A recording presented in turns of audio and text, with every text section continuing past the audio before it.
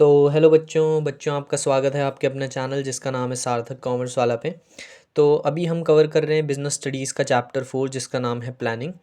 तो अब हम आ गए सबसे मेन टॉपिक पे जो इस वीडियो के अंदर हम कवर करने वाले हैं, वो है प्रोसेस ऑफ प्लानिंग। यानी कि अब आपको एक्चुअली में समझ आएगा कि प्लानिंग कोई छोटा मोटा फंक्शन नहीं होता। जो मैनेजमेंट के 5 फंक्शंस होते हैं उनको परफॉर्म करने में भी बहुत टाइम लगता है, और सबसे बड़ा जो उसमें फंक्शन होता है वो प्लानिंग ही होता है। तो अब हम ये समझेंगे कि प्लानिंग जो है उसको परफॉर्म करने के अंदर एक ऑर्गेनाइजेशन कितने स्टेप्स को परफॉर्म करती है उस फंक्शन को कंप्लीट करने के लिए। तो बेसिकली प्लानिंग जो प्रोसेस है उसके अंदर टोटल आते हैं हमारे 7 स्टेप्स, 1 2 3 4 5 6 7। सो एक एक करके हर स्टेप को समझेंगे कि प्लानिंग जो है वो एक ऑर्गेनाइजेशन या कोई भी इंडिविजुअल किस तरीके से करता है। सो प्लानिंग में सबसे पहले जो होता है, एक ऑर्गेनाइजेशन क्या करती है, सेटिंग अप द ऑब्जेक्टिव, यानी कि अपने ऑब्जेक्टिव को सेट करती है। मेनली होता क्या है कि एक ऑर्गेनाइजेशन सबसे पहले ये डिसाइड करती है कि उनका ऑब्जेक्टिव क्या है, यानी कि उन्हें क्या गोल अचीव करना है। यहाँ पे अब ऑर्गेनाइजेशन जब अपने गोल या अपने ऑब्जेक्टिव को सेट कर रही होती है, तो वो ये भी देखती है कि उनके पास कितने फाइनेंशियल और कितने फिजिकल रिसोर्सेज हैं, जिसके बेस पे वो एक ऐसा ऑब्जेक्टिव सेट करती है जो उनके पास गिवन रिसोर्सेज हैं उस उसके अंतर्गत क्या हो जाए, वो ऑब्जेक्टिव अचीव हो जाए। तो सबसे पहले ऑर्गेनाइजेशन क्या करती है, अपने ऑब्जेक्टिव को सेटअप करती है, यानी कि अपने उस गोल को सेटअप करती है जो वो अचीव करना चाहती है, और उस गोल को अचीव करने का एक टाइम पीरियड भी सेट करती है इस पहले स्टेप के अंदर। सो बेसिकली ऑर्गेनाइजेशन सबसे पहले प्लानिंग के अंदर क्या करती है, अपने ऑब्जेक्टिव को सेट करती है, और वो ऑब्जेक्टिव ऐसा होना चाहिए जो अचीवेबल हो स्पेसिफिक टाइम पीरियड के अंदर, और उस ऑब्जेक्टिव को एक ऑर्गेनाइजेशन सेट करती है अपने फिजिकल और फाइनेंशियल रिसोर्सेज को ध्यान में रखते हुए। ठीक है, अब बात करते हैं अपने दूसरे स्टेप की। अब पहले स्टेप में ऑर्गेनाइजेशन ने अपना ऑब्जेक्टिव सेट कर लिया और उस ऑब्जेक्टिव को कुछ पैरामीटर्स के बेस पे सेट किया। अब सेकंड स्टेप आता है डेवलपिंग प्रीमाइसिस। प्रीमाइसिस का मतलब होता है अजम्पशंस, यानी कि सेकंड स्टेप में अब ऑर्गेनाइजेशन क्या करती है, ऑर्गेनाइजेशन कुछ अजम्पशन सेट करती है रिलेटेड टू द फ्यूचर। यानी कि इस स्टेप के अंदर एक ऑर्गेनाइजेशन कुछ अजम्पशंस क्रिएट करती है कि फ्यूचर में ये हो सकता है, ये हो सकता है। अब ये जो अजम्पशंस डेवलप की जाती है ऑर्गेनाइजेशन द्वारा, वो की जाती है फोरकास्टिंग के बेसिस पे। अब फोरकास्टिंग का मतलब होता है कुछ इन्फॉर्मेशन गैदर करना और उसके बेसिस पे फ्यूचर को प्रिडिक्ट करना। ठीक है, या उसके बेसिस पे अजम्पशन करना, तो फोरकास्टिंग की जाती है। यानी कि इन्फॉर्मेशन गैदर की जाती है बहुत अलग अलग सोर्सेज से कि फ्यूचर में क्या क्या चीज़ें हो सकती हैं, और उनके बेसिस पे ही एक ऑर्गेनाइजेशन अजम्पशंस यानी कि प्रीमाइसेस डेवलप करती है सेकंड स्टेप के अंदर। तो सेकंड स्टेप में ऑर्गेनाइजेशन ने ऐसी अजम्पशंस डेवलप करती हैं कि ये हो सकता है फ्यूचर में, ये हो सकता है, ये हो सकता है। तो उन सब प्रीमाइसिस के बेस पे ही वो क्या बनाती है, अपना प्लान बनाती है, जिससे वो अपने इस ऑब्जेक्टिव को अचीव कर सके। ठीक है, क्योंकि ऑर्गेनाइजेशन को हर सिचुएशन के लिए रेडी रहना है ना। तो इसमें बेसिकली सेकंड स्टेप में ऑर्गेनाइजेशन क्या करती है, कुछ अजम्पशंस डेवलप करती है फ्यूचर के रिगार्डिंग, और उन अजम्पशंस को कैसे टैकल करना है और उसमें से कैसे अपॉर्चुनिटी को हमें क्या करना है, जनरेट करना है, वो सब चीज़ें डिसाइड करती है। यानी कि आप ये समझ लो कि बस ऑर्गेनाइजेशन फ्यूचर से रिलेटेड प्रिडिक्शन कर रही है फोरकास्टिंग के बेसिस पे, और वो अजम्पशंस इसलिए कर रही है ताकि उन अजम्पशंस के बेसिस पे ही अपना एक कोर्स ऑफ एक्शन डिसाइड करें। क्योंकि अगर उन्हें लग रहा है, मान लो कि कल को एक नया कॉम्पिटिटर आ सकता है, तो उसके बेस पे ही तो अपना एक प्लान भी बनाएंगे। तो वो ये अजम्पशंस ही इसलिए बनाती हैं क्योंकि इन अजम्पशंस जो फ्यूचर में हो सकता है, उनके बेसिस पे ही वो अपना एक प्लान क्रिएट करती है जिससे वो अपने ऑब्जेक्टिव को अचीव कर सके। ठीक है, अब उन्होंने अजम्पशंस भी डेवलप कर ली कि शायद फ्यूचर में ये हो सकता है, ये हो सकता है। अब अजम्पशंस डेवलप करने के बाद अब वो क्या करेंगी, listing of various alternative. Third step है listing of various alternative. Alternative यानी कि ऑप्शन। अब ऑर्गेनाइजेशन जितने भी तरीके हैं ना जिससे वो अपने ऑब्जेक्टिव को अचीव कर सकती है, उन सारे तरीके या उन सारे ऑल्टरनेटिव्स की एक लिस्ट बना देगी। क्योंकि एक काम को करने का बहुत सारे तरीके होते हैं, तो ऑर्गेनाइजेशन उन सारे ऑल्टरनेटिव्स की क्या बना देगी, इसमें एक लिस्ट बना देगी। अब तीसरे स्टेप में लिस्ट बना दी ऑल्टरनेटिव्स की। चौथे स्टेप में ऑर्गेनाइजेशन क्या करेगी, इवेल्युएटिंग द ऑल्टरनेटिव। इवेल्युएटिंग का मतलब होता है एनालिसिस।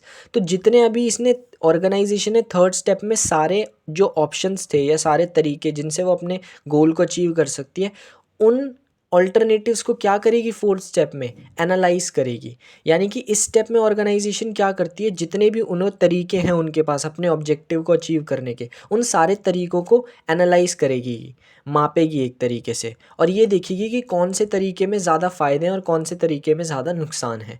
और जो जिस ऑल्टरनेटिव में ज़्यादा फ़ायदे होंगे और कम नुकसान होंगे, उस ऑल्टरनेटिव को वो क्या कर लेगी, अगले स्टेप में चुन लेगी। यानी कि यहाँ पे वो सिर्फ एनालाइज कर रही है, माप तोल रही है, क्योंकि उसके पास बहुत सारे तरीके हैं काम को करने के, अपने गोल को अचीव करने के, लेकिन वो देखेगी कि कौन सा तरीका सबसे बेस्ट है जिसमें फ़ायदे ज़्यादा हों और नुकसान कम हो। ठीक है।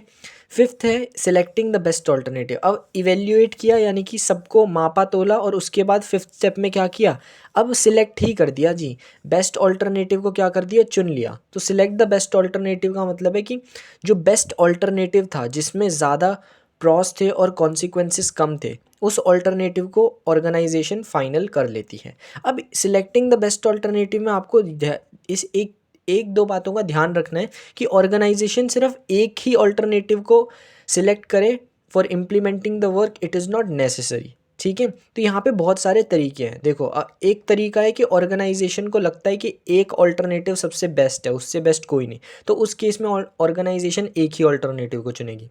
कभी कभी ऑर्गेनाइजेशन को लगता है कि जितने उन्होंने अलग अलग ऑल्टरनेटिव्स को एनालाइज किया था ना, या जिनकी लिस्ट बनाई थी, उनमें से 2-3 ऑल्टरनेटिव्स हैं जो जिनको वो कंबाइन करके एक बेस्ट मेथड बनाती है काम को करने का, तो कभी कभी ये भी कर सकती है।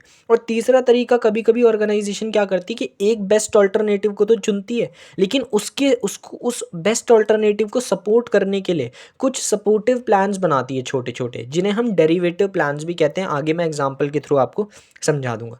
अब जब अपना बेस्ट ऑल्टरनेटिव यानी कि तरीका सिलेक्ट हो गया, पूरा प्लान उन्होंने सिलेक्ट कर लिया कि हाँ, इस प्लान के अकॉर्डिंग क्या करेंगे, हम अपने गोल तक या ऑब्जेक्टिव को अचीव करेंगे।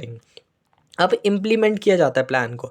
अब स्टूडेंट्स को डिस्गाइज नहीं होना इस इम्प्लीमेंट वर्ड से। इम्प्लीमेंट मतलब चालू नहीं कर देंगे प्लान को शुरू करना, इसका मतलब है इम्प्लीमेंट द प्लान के अंदर क्या करेगी, जो अब उन्होंने पूरा प्लान डिसाइड कर लिया है ना, इन 5 स्टेप्स को परफॉर्म करने के बाद, उस प्लान को पूरी तरीके से एम्प्लॉयज़ के साथ कम्युनिकेट करेगा। यानी कि एक मैनेजर जो है, जो उसने प्लान बनाया, उसे कम्युनिकेट करेगा एम्प्लॉयज़ के साथ, और एम्प्लॉयज़ को समझाएगा कि हमें क्या गोल अचीव करना है और किस तरीके से उसे अचीव करना है। हमने प्लानिंग की एक इंपॉर्टेंस पढ़ी थी ना, प्रोवाइड्स द डायरेक्शन, तो आप समझ पा रहे हो क्यों बोला था वो, इसी वजह से। क्योंकि जब मैनेजर प्लान बताता है और ये बताता है कि हमने ये गोल डिसाइड किया और ऐसे ऐसे हमें इस गोल तक पहुंचना है, तो एम्प्लॉयज़ को क्लियर हो जाता है कि उन्हें किस डायरेक्शन में काम करना है और किस तरीके से काम करना है। तो इम्प्लीमेंट द प्लान का मतलब है बेसिकली कम्युनिकेटिंग द प्लान और the goal with the employees. ठीक है। and give a clear and brief description about the plan and about the policies and procedure which an organization follow to achieve their organizational objective. Okay. and seventh one, last step होता है follow up plan. Follow up का मतलब क्या है, या follow up भी इसे हम कहते हैं। फॉलो अप का मतलब है कि जब एक्चुअली में अब वो प्लान एक बार इम्प्लीमेंट होना शुरू होगा ना, तो मैनेजर क्या करेगा, लगातार मॉनिटर करता रहेगा कि क्या जो हमने सोचा था परफॉर्मेंस वैसी जा रही है प्लान के अकॉर्डिंग, या जो हमने अजम्पशंस या प्रीमाइसिस जो डेवलप की थी, क्या वो बिल्कुल सही जा रही है। तो फॉलो अप करना, इसीलिए हम बोलते हैं कि प्लानिंग एक कॉन्टीन्यूस प्रोसेस है, क्योंकि एक मैनेजर ने देखो अपने एम्प्लॉयज़ के साथ कम्युनिकेट कर दिया प्लान को, लेकिन उसके बाद भी उसका काम चालू है। क्यों? क्योंकि उसे मॉनिटर करना पड़ेगा रेगुलरली कि क्या प्लान जैसे हमने बनाया था उसके अकॉर्डिंग काम चल रहा है, क्या हमारी प्रीमाइसेस और हमारे जो जितने भी हमने अजम्पशंस क्रिएट की थी, क्या वो सही बैठ रही हैं फ्यूचर के अकॉर्डिंग। सो बेसिकली ये 7 स्टेप्स होते हैं किसके, प्लानिंग के। अब ये जो हमने प्लानिंग का पूरा प्रोसेस पढ़ा, इसे हम ना एक एग्जांपल से पूरी तरीके से क्लियर करेंगे, ताकि आपको एक कुछ ज़्यादा क्लियर व्यू मिल जाए about the planning process. So now planning process से रिलेटेड एक एग्जांपल मैंने सेट किया है। ठीक है। अब देखो, सबसे पहले प्लानिंग के अंदर क्या करती है ऑर्गेनाइजेशन। जैसे ये मान लो एक ऑर्गेनाइजेशन है, XYZ ऑर्गेनाइजेशन है। पहले इस ऑर्गेनाइजेशन ने ये डिसाइड किया कि इनका मेन ऑब्जेक्टिव क्या है। तो ऑर्गेनाइजेशन ने डिसाइड करा कि उनको इस साल तक, इस 1 साल में क्या करना है, $2 मिलियन का रेवेन्यू जनरेट करना है। यानी कि इसको इन्होंने अपना ऑब्जेक्टिव, गोल या आप कह लो टारगेट बना लिया। तो सबसे पहले प्लानिंग करते हुए इस ऑर्गेनाइजेशन ने क्या किया, अपना गोल, व्हाट टू डू, वो पूरी तरीके से क्लियर कर लिया। तो इसीलिए पहला स्टेप क्या होता है, सेटिंग अप ऑब्जेक्टिव्स। यही तो किया ऑर्गेनाइजेशन ने, अपने ऑब्जेक्टिव को क्या कर दिया, सेटअप कर दिया। नाउ सेकंड, अब इसने अपना गोल तो सेट कर लिया और कितने टाइम में अचीव करना है वो डिसाइड कर लिया। अब सेकंड, डेवलप करेगी ऑर्गेनाइजेशन प्रीमाइसिस। प्रीमाइसिस का मतलब assumptions related to the future.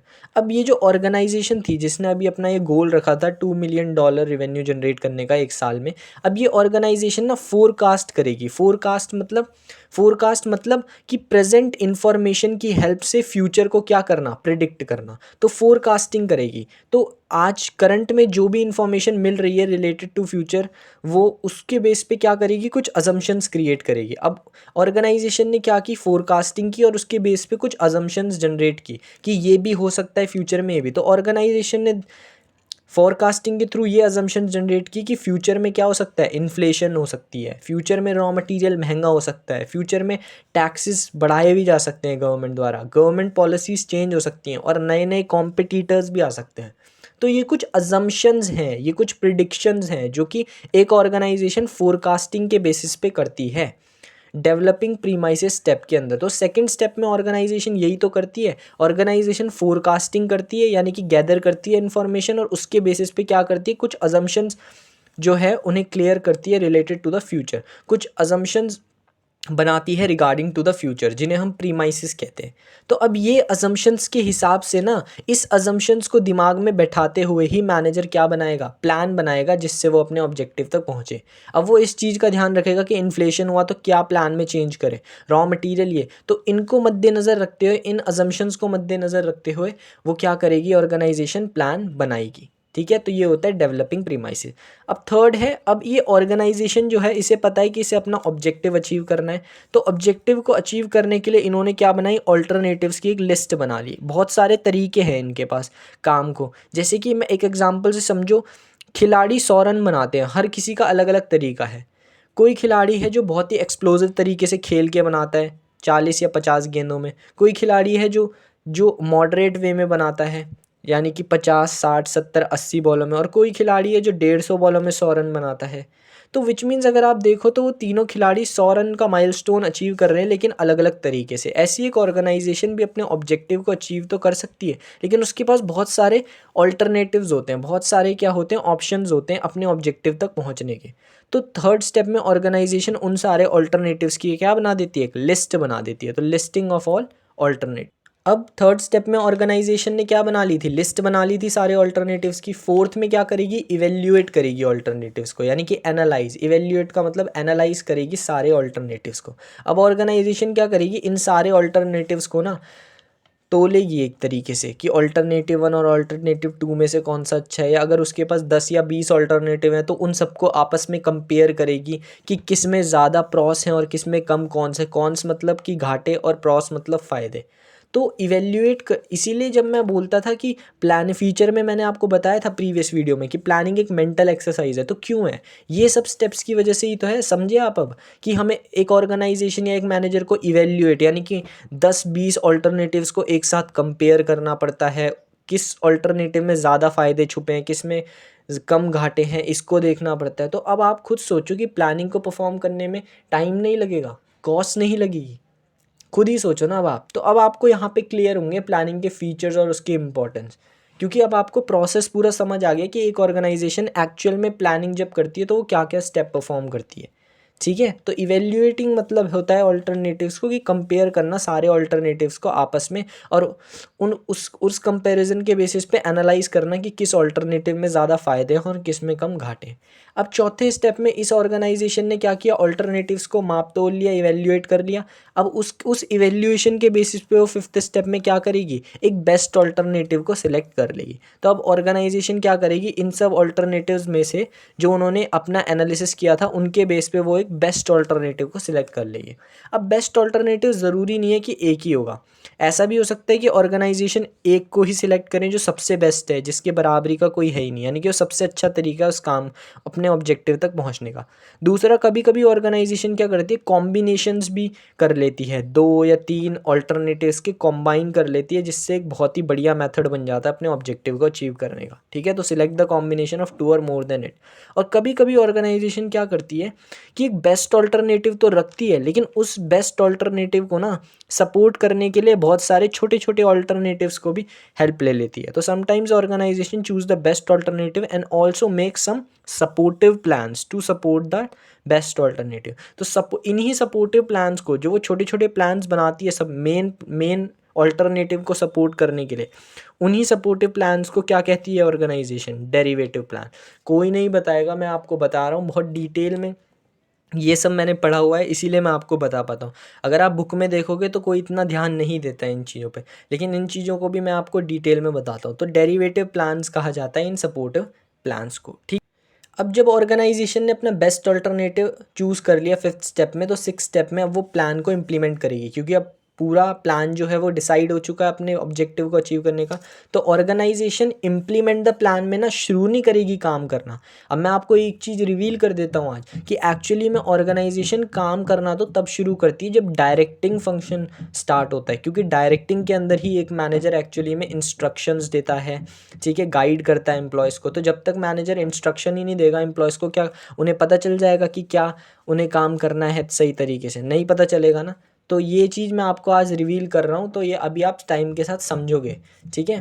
तो सिक्स्थ होता है implement the plan. Implement the plan का मतलब ये नहीं कि काम करना शुरू कर दिया। इम्प्लीमेंट द प्लान का मतलब ये है कि एक ऑर्गेनाइजेशन जो है वो, जो अब उन्होंने प्लान डिसाइड कर लिया है पिछले 5 स्टेप्स के अंदर, उसे कम्युनिकेट करेगी और ब्रीफली एक्सप्लेन करेगी अपने एम्प्लॉयज़ को कि ऐसा ऐसा प्लान उन्होंने बनाया है और ऐसा ऐसा प्लान को फॉलो करते हुए वो अपने इस गोल को अचीव करना चाहती हैं। विच मीन्स वो गोल को पूरी तरीके से समझाएगी इन्हें, और किस प्लान के थ्रू अचीव करना है वो समझाएगी इम्प्लीमेंट द प्लान स्टेप के अंदर। एंड 7 है फॉलो अप। फॉलो अप मतलब एक ऑर्गेनाइजेशन जो है अब वो अपनी नज़रें बनाए रखेगी कि, या आप कह लो कि ऑर्गेनाइजेशन में जो मैनेजर है, क्योंकि मैनेजर परफॉर्म करता है ना सारे फंक्शंस को या मैनेजमेंट प्रोसेस को, तो मैनेजर जो है वो अपनी आइज़ बनाए रखेगा कि क्या जो उन्होंने प्लान डिसाइड किया था या उसमें जो उन्होंने अजम्पशंस बनाई थी, क्या वो टाइम के साथ सही बैठ रही हैं या नहीं।